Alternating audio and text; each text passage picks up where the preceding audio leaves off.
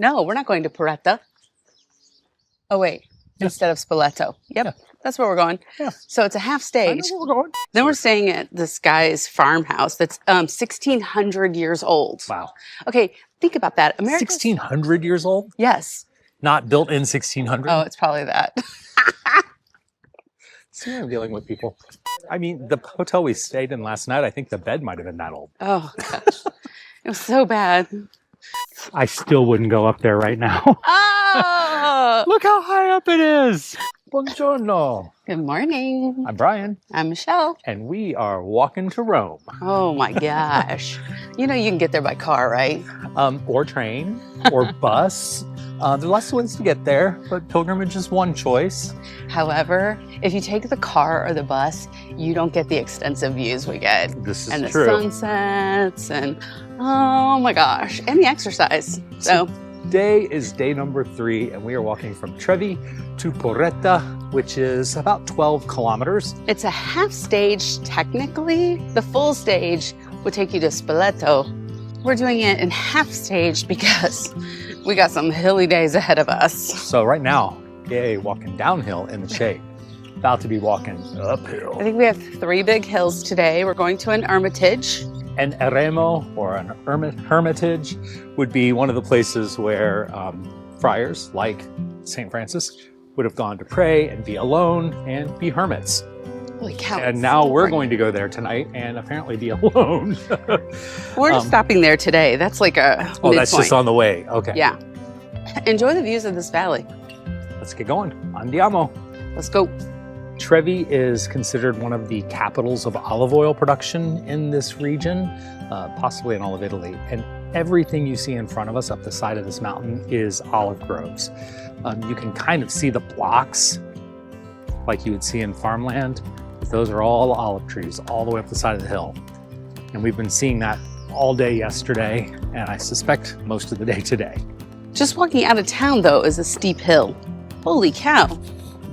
Italian hill towns. Yes.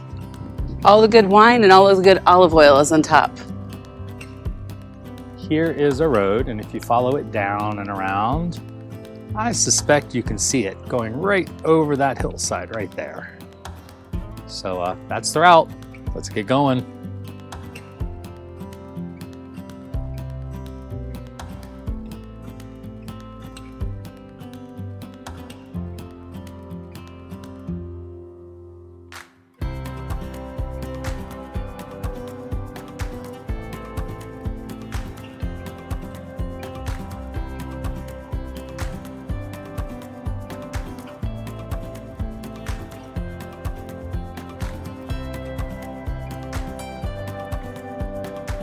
But the views, baby!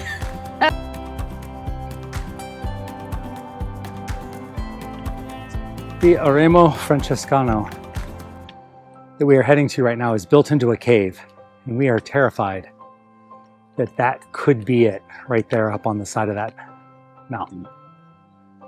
For the moment, we have dodged a bullet. That narrow path up is not our route. It might This be is, we gotta go up here. but we're going up this narrow path. Michelle, what does the guidebook have to say about our route?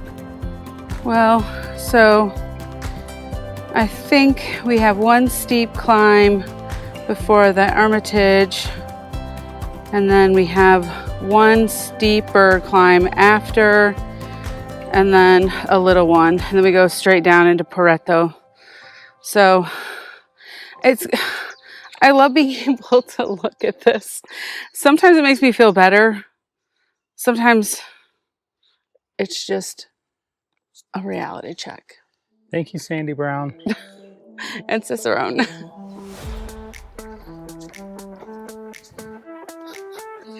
Every now and then, we get a path. It looks like we're actually hiking. But like, there are steep drop-offs here, so you gotta be careful. Yeah, to the right, it's a big drop off. All right, I'm pretty sure that that is not our Hermitage that we're going to. Our slope, our track seems to be passing it, and it looks as we get a little closer to it, more like a rock face than it does a building. But we've got about 120, 140 meter climb we're about to do, or we're in the process of, which would be about 400 to 500 feet of elevation gain over the next half mile to mile. So this is pretty steep. Doesn't always look it on camera, but this is a steep walk. But the views, baby. Oh, well, right now it's just olive groves, but those are kind of cool too. We're in a really good mood right now, so we will tell you that any time you hear Michelle say, but the views, baby. We do it for the views. that means we're having a bad moment, and the hike Always. kind of sucks. No, not always. I mean, seriously. Okay, it's about finding the good in the hard moments, because we love what we're doing. We love hiking, but every moment isn't fun. Sometimes it's really hard, and this is hard, and it'll only get harder as the sun gets hotter today. So we have to find the joy in what there is. And that right there, that's the reason to have joy. We made it to the top of this section of climbing. I was gonna say, I'm still climbing a little bit. I mean, we're barely moving uphill right now. I'm rolling over rocks. Steep for a minute. It was. And It was in the shade most of the way though. it was. And according to a sign, we have crossed into a very large truffle reserve. And it says that collection is limited to specific people who probably have to have a permit or something. What do you guys think? Are you truffle fans? I'm not. I feel like they're worse coming back up. As in, you burp them. You burp them? Like, I'm not a fan of them. Brian, you like them though. I have grown to like them. I didn't at first. I mean, I like mushrooms, but truffle is a different fungus, and I don't know. So I'd love to know what you guys think. What's funny is we have a restaurant at home that we like to go to every now and then. And during truffle season, you can have truffle added to your dish, and it's like $75 a gram or We're something here. to put truffle on. And here I got a dish the other night that had truffles on it, and it probably had $200 worth of truffles grated on top of it. I was gonna say, do you think it had almost a full ounce or? Oh, it was a lot. No, not a full ounce, because Okay. there's a lot of volume. Okay. But it was a lot of truffle, and I think the dish was like $15 for the whole plate. So, Heck, the wine was only $12 for the bottle. yeah. So prices here are quite skewed because things are local and they're very available.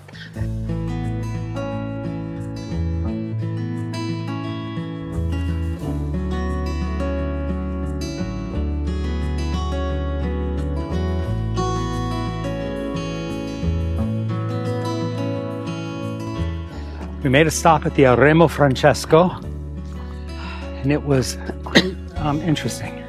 It was really cool. I think just seeing how these sisters live, learning about how St. Francis and even his followers and other pilgrims lived. We couldn't take any videos. We can't show you how they lived, but if you think your bed is hard, they lived on stone benches in a cave.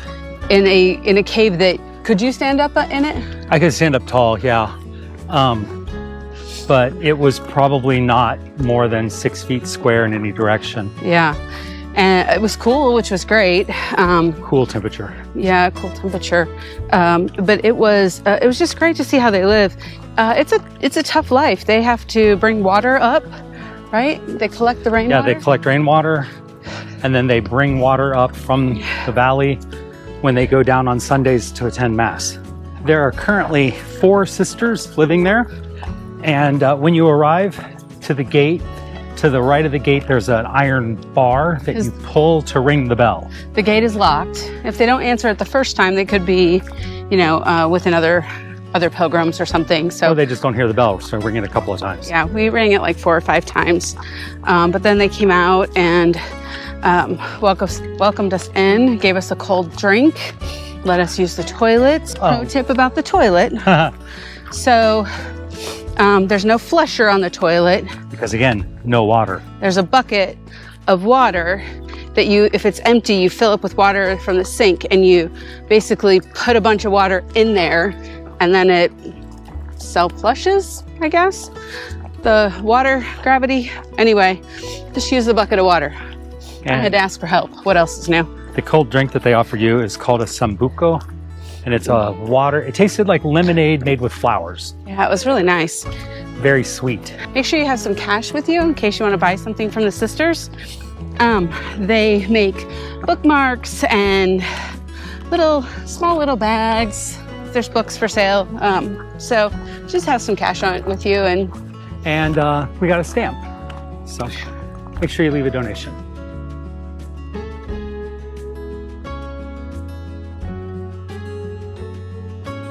It's been hilly. It's been hilly. 3.1 kilometers, according to the signs on the road. Hopefully a little less than that to some lunch.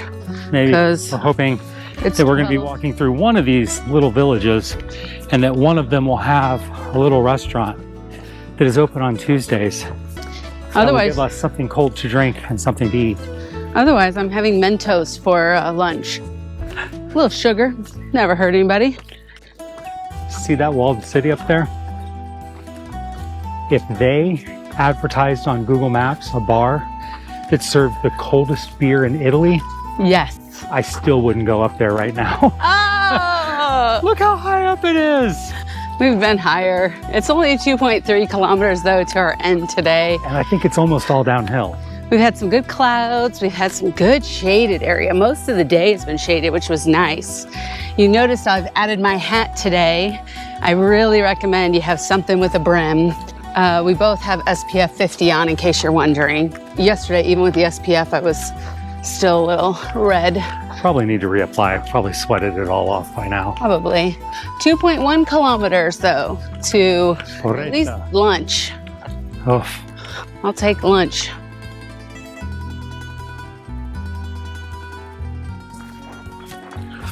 What goes up must come down. Yep. And down we go. We made it. So, Michelle called the lodging to say, we've not had lunch yet. Is there any place to eat lunch? Because the bar that we were planning to eat lunch at closed at 1, and it was 1:28 when we called. So she did not understand me. And she had a bad signal. I had a terrible, that was the biggest problem besides understanding. We were doing pretty well, but yeah, the signal was bad. She says, I'll text you. Well, she's trying to text and it wouldn't go through.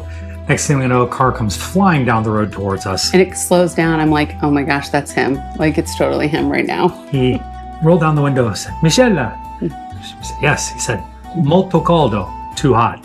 Get in.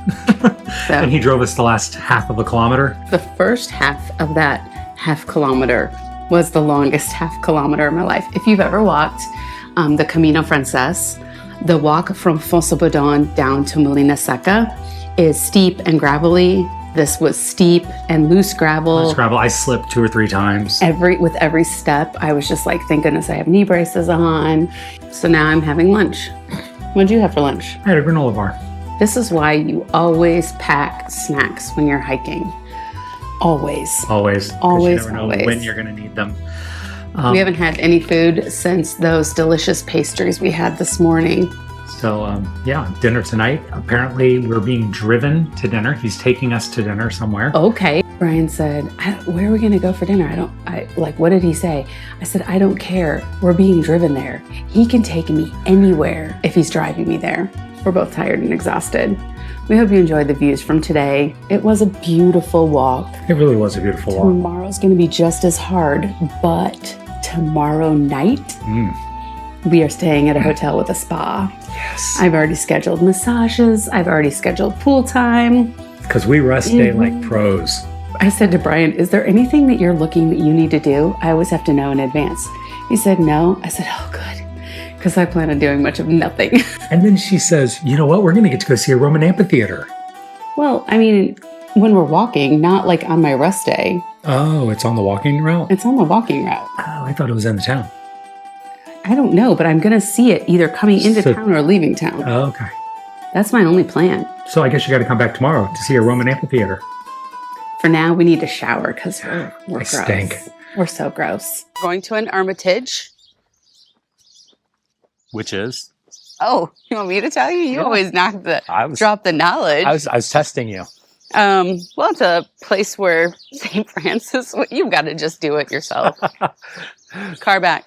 The bed last night, the mattress was modeling the Spoleto Valley. Yeah. There was a definite valley down the middle of the bed that we both kept rolling into. I kept pushing, get away from me. Because there was no air conditioning, there was no fan. You could warn me about that. I can't help you. But you gotta look at the camera.